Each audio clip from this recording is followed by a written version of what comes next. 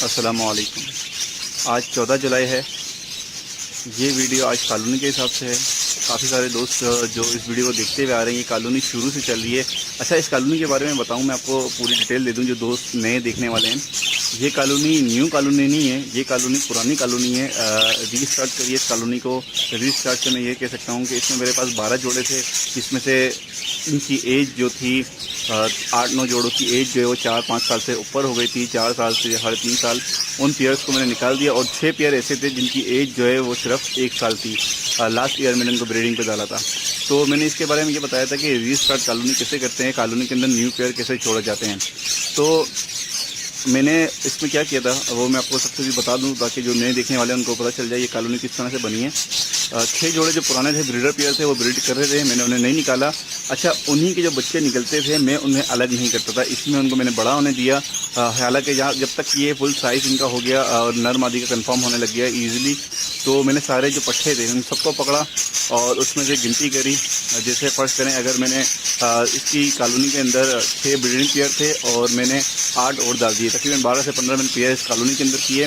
तो गिन के जो है मैंने, जैसे अगर मैंने 8 मादियाँ छोड़ी तो 8 नर उसमें छोड़ दिए। बकाया जो पट्ठे थे एक्स्ट्रा वो मैंने अलग कर दिए। और जो बेस्ट पट्ठे थे अच्छे, जिनका साइजिंग कलरिंग बेस्ट जो मुझे चाहिए थे, मैंने वो पट्ठे रखे। गिन के मेल और फीमेल इक्वल मैंने करके इसमें छोड़ दी। वही पट्ठे जो इस पेयर के 6 ब्रीडिंग पेयर के पट्ठे थे, उसके अलावा मैंने मज़ीद नहीं डाले। एक आध शायद मेरे को दूसरी कॉलोनी के बराबर से डालना पड़ा था, लेकिन वो पट्ठे भी वही पट्ठे थे। अब बड़े पेयर मैंने नहीं डाले कॉलोनी में। मैं कभी अगर अब बड़े पेयर डालते हैं तो वो लड़ाई होने के चांसेस ज़्यादा होते हैं।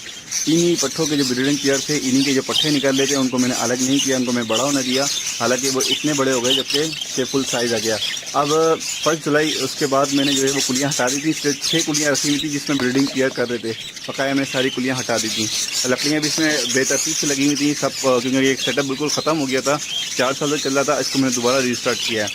तो उसके बाद मैंने कुलियाँ लगाई 1 जुलाई को। आज है 14 जुलाई, तो मैं आपको बताना चाह रहा हूँ 1 जुलाई को मैंने कुलियाँ लगाई हैं। मैं अंदर आपको दिखाता हूँ इसका रिज़ल्ट क्या आया और इसमें क्या जो वजूहात थी और जो इसमें करनी चाहिए कॉलोनी में जो मिस्टेक्स होती हैं दोस्तों से, वो मैं आज डिस्कस करूँगा। अच्छा, इसमें एक अच्छी बात है कि अभी तक माशाल्लाह से एक पेयर भी इसमें कोई लड़ा नहीं है, किसी पेयर को मैंने अलग करने की ज़रूरत नहीं पड़ी। अच्छा, ये पेयर जो है पुराना है, इसके काफ़ी सारे बच्चे हैं इसी के अंदर, वो सब बड़े हो गए। अच्छा, उन बच्चों ने भी सब ने ब्रीड कर दिए, काफ़ी सारे पेयर्स ने 80% जो है पेयर्स ने ब्रीड कर दिए। तो अब कुलिया के ऊपर मैं बात करता हूँ, अंदर चलते हैं। अंदर चल के मैं कुलिया के ऊपर बात करता हूँ, स्टिक्स के ऊपर बात करता हूँ, डाइट के ऊपर बात करता हूँ, उनकी जो लड़ाई होती है और वजूहात जो होती है उसके ऊपर बात करता हूँ, उनसे सबसे कैसे बचा जाए। मैं कॉलोनी के अंदर आ गया हूँ। मैं आपको एक चीज़ दिखाना चाहूँ कि इसके अंदर तकरीबन काफ़ी सारी मादियों ने ब्रीड कर दिए। 80% मादियों ने ब्रीड कर दिए, 20% मादियाँ जो है वो ब्रीड करने बाकी हैं। कॉलोनी का मैंने रिज़ल्ट खोल दिया था, ब्रीडिंग खोल दी थी मैंने 1 जुलाई को लगा दी थी, क्योंकि मौसम कराची का बहुत अच्छा है, बारिशें हो रही हैं। अभी भी थोड़ी देर पहले फुहार हुई थी। मौसम जो है वो गर्मी नहीं है, तपिश नहीं है उसके अंदर। तो कॉलोनी के लिहाज से बेस्ट है। 4 तरफ से खुली हुई हवा जगह है, लेकिन 3 तरफ से खुली हुई, एक तरफ दीवार है, बराबर में कॉलोनी है, तो सब कुछ हवा अच्छी है। तो मैं आपको दिखा सकूं जो पेयर जिन्होंने ब्रीडिंग कर दिए, ये देखिए, ये पेयर पुराना पेयर है, इसने एक बच्चा निकाल दिया, 5 इसके अंडे हैं। उसके अलावा ये पेयर के बच्चे बाहर आ गए, इसको मैंने अलग कर लिए। और ये वाला जो पेयर है, इसके बच्चे माशाल्लाह से बड़े हो गए, 3 या 4 बच्चे हैं इसके भी। और भी मैं सारे आपको दिखा सकूँ, तकरीबन सारे पेयर ने ब्रीडिंग 90% पेयर ने ब्रीडिंग कर दी है। 80%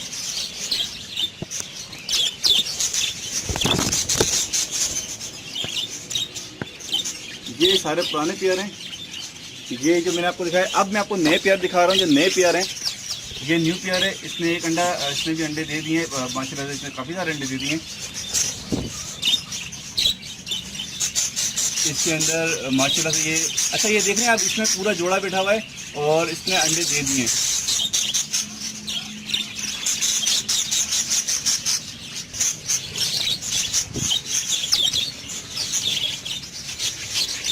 ओके दोस्तों, आपको अंदाज़ा हो गया होगा कि काफ़ी सारी मादियों ने जो है वो 90 या 85% मादियों ने ब्रीडिंग कर दी है, अंडे दे दिए हैं। और अच्छी एवरेज आई है, सब मादियों की अच्छी एवरेज है। मैंने जैसे शुरू में आपसे कहा था कि मैं वही पेयर रखता हूँ जिन मादियों की एवरेज कॉलोनी के अंदर या वैसे भी 6 से 7 अंडों की हो। तो आपने देखा किसी मादी ने 7-8 अंडे भी दिए हैं, क्योंकि वो पीछे से बैकग्राउंड ब्लड सर्कल जो उनके अंदर आ रहा होता है, ब्लड लाइन जो मिली हुई होती है, उन मादियों की एवरेज अंडों की ज़्यादा होती है। तो मैंने वही सारे पेयर रखे जिनकी मादियों की एवरेज ज़्यादा थी। तो इंशाल्लाह इस कॉलोनी के अंदर भी एवरेज अच्छी रहेगी।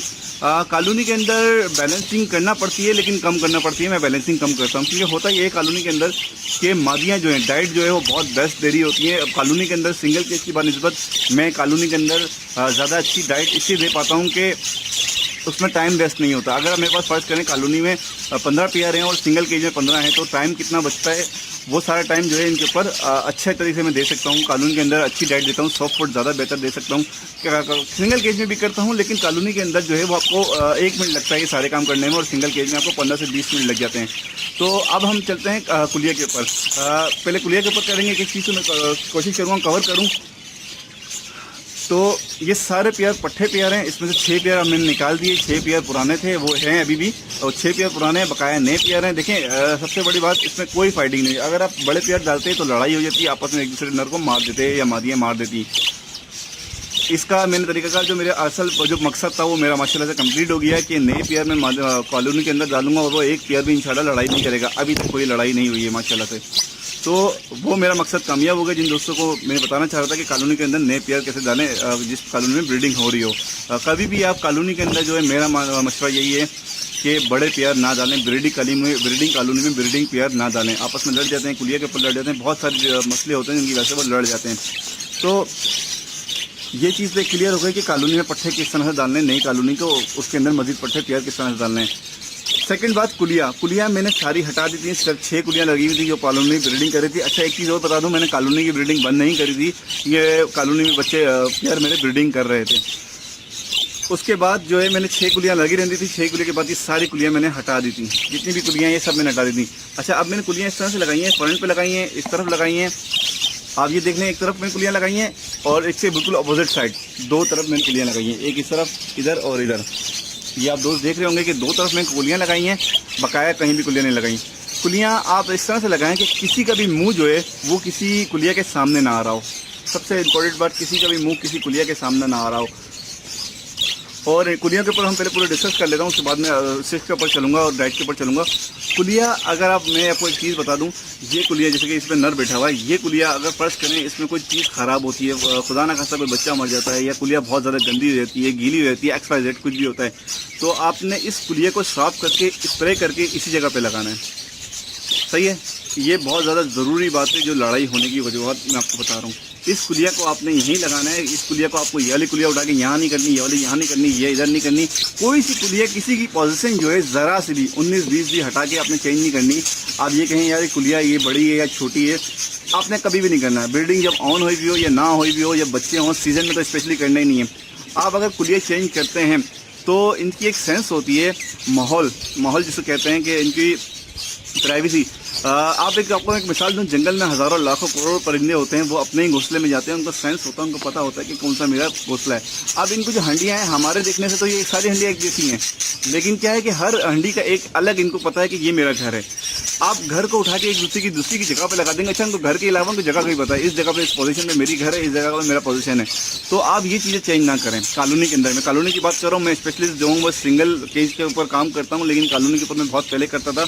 अब कॉलोनी के ऊपर मेरे पास सिर्फ 2 कॉलोनी है। मैं सिंगल केज पे माशाल्लाह से मेरे पास 150-250 जोड़े के करीब हैं। इस दफ़ा मैं बढ़ाऊंगा, तो मेरा सिंगल केज ज़्यादा बेहतर काम है और मैं सिंगल केज पे करता हूँ। कॉलोनी का भी अच्छा रिजल्ट है, लेकिन मैं कॉलोनी के ऊपर मूव कर गया हूँ सिंगल केज के ऊपर।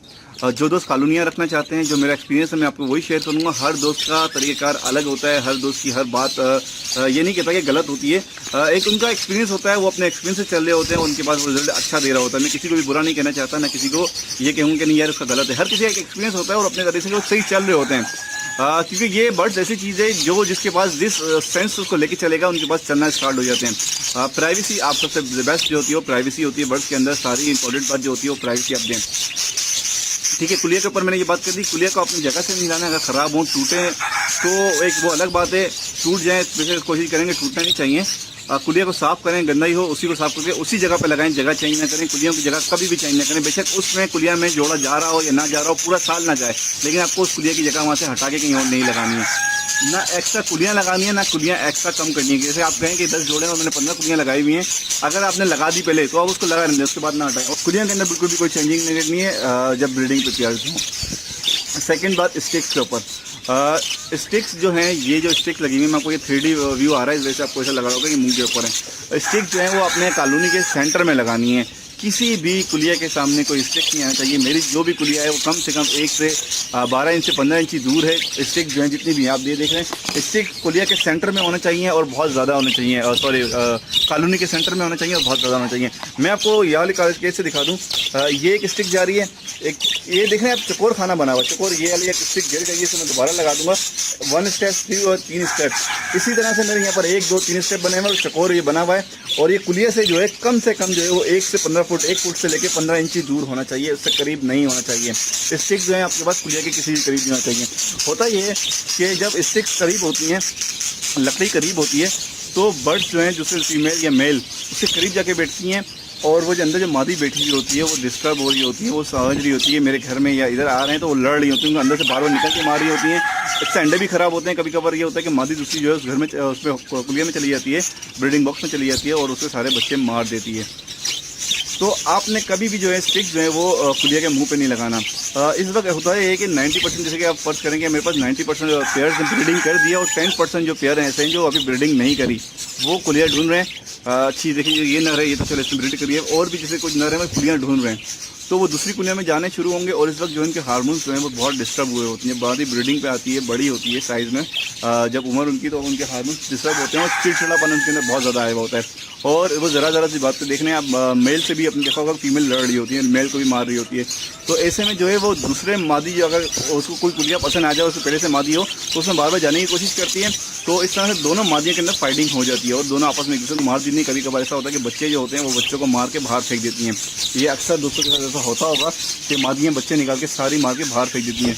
उसमें ही ज़रूरत यही वजह होती है कि आपकी स्टिक बहुत करीब लगी होती हैं। आपको ये अंदाज़ा हो जाएगा, ये स्टिक जो है वो कुलिया से कम 15 इंची दूर है, 15 इंची दूर कम से कम होना चाहिए। ये सारी स्टिक जो यहाँ तो कोई कुलिया भी नहीं है, इसकी मैंने सेंटर में लगाई। कोशिश करें कि जितनी भी स्टिक्स हैं आप सारी सेंटर में लगाएं, और दूर जितनी आप लगाएंगे तो इंशाल्लाह कभी भी जो है वो मादी, कोई भी मादी किसी मादी को नहीं लड़ेगी। और स्टिक के ऊपर ये जो स्टिक्स है मैं आपको बता दूं, ये लकड़ी जो है ये है नारियल की लकड़ी है। नारियल का पेड़ जो होता है, कोकोनट, उसमें घर में लगा हुआ है, उसकी जो आखिर का जो हिस्सा होता है मैं ये काट लेता हूँ। 4 से 5 फुट का, 6 फुट का है ये, आखिर वाला बारीक वाला काट लेता हूँ और वो ये मैंने सारे लगाए हुए हैं। अच्छा, आपने स्टिक ज़्यादा लगानी है, सेंटर में लगानी है और कुलिया से दूर लगानी है, ये वो चीज़ है। अच्छा, स्टिक के बारे में आपको एक और चीज़ बता दूं, एक वो जो झंडों के नीचे जो लगती है वाली स्टिक जो आप लगा सकते हैं, उसमें एक जो सिर्फ ये मसला होता है कि आप स्टिक्स को जो है टाइट करके लगाएं, मतलब हिले ना, क्योंकि अगर ये स्टिक्स हिल रही होती हैं तो मीटिंग जब हो रही होती है बर्ड्स की तो उसमें प्रॉब्लम्स करते हैं और मीटिंग सही से नहीं हो पाती, क्योंकि कॉलोनी के अंदर मीटिंग्स करना सिंगल केज के बनस्बत मुश्किल होता है। डिस्टर्ब कर रहे होते हैं दूसरे तोते मीटिंग करने में, और सिंगल केज में तो कोई इश्यू नहीं होता, लेकिन सिंगल केज में भी आप स्टिक जो है वो टाइट करके लगाएं, ज़रा से हिलना नहीं चाहिए। जो मैं आपको बताया था, स्टिक जो पॉलिनेकस या नॉर्मली झिंडों के अंदर जो लगती है वो थोड़ी इसकी बनस्बत थोड़ी चिकनी होती है, उस पर मीटिंग करने में थोड़ा इशू होता है, लेकिन उसकी भी लाइफ अच्छी होती है, स्ट्रॉन्ग लाइफ होती है। अगर आप दूसरी लकड़ी लगाते हैं तो बर्ड्स को फ़ौरन काट के खा जाते हैं। जो सॉफ्ट लकड़ी जो होती है वो आप ना लगाएं, कोशिश करें नारियल की लगाने बेस्ट है। और इसके अलावा वो लकड़ी भी आप लगा सकते हैं, अगर उसको बीच में से आपको 1 से 1.5 इंची का मिले, वो बम्बू कहते हैं उसको, जो झंडे के अंदर बीच में लगा हुआ होता है, चौपड़ी नगर को नॉर्मली आपने देखा होगा, ज़्यादा आपको नज़र आते हैं, वो अगर 1.5 इंची का, उसको साइड में से बीच में से 2 कर लें मोटी छुरी से लेके, और उसको उल्टा तरफ जो है वो हार्ड वाली साइड जो है ऊपर लगा दें और चिकनी वाली साइड जो है उसको नीचे करके लगा दें, तो वो भी बेस्ट है, वो भी अच्छा है, लेकिन ये ज़्यादा बेस्ट है। अच्छा, मैं एक चीज़ और आपको बताऊँ, कानून के हवाले से बात चल रही है, तो लोहा, सरिया, आयरन, या कोई भी लकड़ी के अलावा कोई मटेरियल जो है अपने कॉलोनी के अंदर स्टिक के तौर पे ज़रूर यूज़ नहीं करना। होता यह है कि जब सर्दियाँ होती हैं, सरिया जो होता है वो गर्म हो ठंडा हो जाता है, सर्दियों में जो है ठंडा हो जाता है, और जब बच्चे निकले होते हैं तो वो बच्चे रात को ज़ाहिर सी बात है बहुत कम होते हैं कि कुलिया पे बैठते हैं, वो लकड़ी के ऊपर, सरिये के ऊपर बैठते हैं, और सरिये की ठंडक से जो है बहुत ज़्यादा ठंडा हो जाता है। ज़्यादा सर्दियाँ हो तो दिसंबर जनवरी में, तो उस पेड़ में जो बच्चे बैठे होते हैं सरिये के ऊपर, तो उनके पेड़ से उनको ठंड चढ़ती है, उससे नज़ला हो जाता है उन्हें। आपने अक्सर दोस्त शिकायत शिकायत करते हैं कि मेरे बच्चे जो है बर्ड्स के जो निकलते हैं बजरी के, और कुछ दिनों बाद वो सही निकलते हैं, उसके बाद जो है उनको नज़ला हो जाता है, मोशन लग जाते हैं और बहुत सुस्त हो जाते हैं, पैर खोल के बैठे हुए होते हैं। वो सारी इसका एक रीज़न ये भी बहुत ज़्यादा ज़रूरी होता है, इंपॉर्टेंट होता है कि आपका जो रात भर जो बच्चा है जो है वो लोहे के ऊपर, ठंडे लोहे के ऊपर सर्दियों के अंदर बैठा रहा तो उसको ठंड चढ़ जाती है, उससे उसको मोशन भी रहते हैं और नज़ला भी हो जाता है। तो ये छोटी छोटी बातें होती हैं जिनको कंट्रोल करना पड़ता है, जिससे हमारे आगे जाके प्रॉब्लम्स क्रिएट नहीं होती। लकड़ी ये वाली बेस्ट होती है, मैं शुरू से ये लकड़ी लगा रहा हूँ, ये 4 साल चल जाती है इजीली। अभी ये काट दिए, 4 साल से ज़्यादा ही हो गए, 3 से 4 साल हो गए, लेकिन ये अच्छी चलती है। वो जो मैंने स्टिक्स बताई जो झंडे के अंदर लगती है वो भी बेहतर है, लेकिन वो चिकनी होती है, मीटिंग करने में थोड़ा इश्यू होता है। अगर उसको आप काट के बीच में से 2 करके लगाते हैं तो ज़्यादा बेस्ट है। डाइट के हवाले से इसके अंदर मैं डेली बेस पे लूसन डालता हूँ, पालक हफ्ते में 1 दिन डालता हूँ, विटामिन इसको लाजमी देनी होती हैं। अच्छा, इसमें राइस, बॉयल राइस भी डालता हूँ। उसके अलावा कॉलोनी के अंदर तो मैं वो जैसे घर में अगर राइस बच गए तो मैं वो डाल देता हूँ। जब बच्चे निकले तो वो वाले राइस भी आप बागरे जो हों जीरे वाले, आप वो भी डाल सकते हैं, कोई इश्यू नहीं होता। चावल में डाल सकते हैं, इसमें भी डाल सकते हैं, कोई इश्यू नहीं होता। हाँ, मिर्चें वगैरह ना डाली हुई हों, सादे राइस की बात कर रहा हूँ मैं, सादे राइस जो घर में बोलते हैं वो मैं डाल देता हूँ। उसके अलावा जो विटामिन हैं और जो सॉफ्ट फूड की डाइट जो मैंने आपको बताई थी। अच्छा, भुट्टा जब बच्चे ज़्यादा निकले हों तो मैं भुट्टा भी डालता हूँ। ये पेयर इसके बच्चे हैं, 4 बच्चे हैं, जो मैंने ऊपर वाली क्लियर दिखाई थी वो पेयर है, तो भुट्टा भी मैं डालता हूँ। और भुट्टा बिल्कुल हल्के वाला, मैं जब वीडियो बनाऊंगा, जब बच्चों के ऊपर बनाऊंगा इंशाल्लाह, तो मैं आपको वो सॉफ्ट फूड के ऊपर एक और बेस्ट वीडियो बना के आपको कॉलोनी के ऊपर बता दूंगा। अच्छा, जिन दोस्तों ने चैनल को सब्सक्राइब नहीं किया वो सब्सक्राइब कर लें, कि मैं मज़ीद वीडियो अपलोड करता रहूँगा। और जिन दोस्तों को जो सवाल हो, जो चीज़ें इसमें से रह गई हैं, ऐसी बातें बहुत सारे लोग के बहुत सारे सवाल होते हैं, तो आप कमेंट्स करें, मैं लाजमी इंशाल्लाह को जवाब दूंगा। कॉलोनी के हिसाब से हो, सिंगल केस के हिसाब से हो, जो भी आपके सवाल हो इंशाल्लाह मैं उम्मीद है कि मैं आपको अच्छे से जवाब दे सकूँगा। अस्सलामु अलैकुम, अल्लाह हाफ़िज़, फ़ी अमान अल्लाह।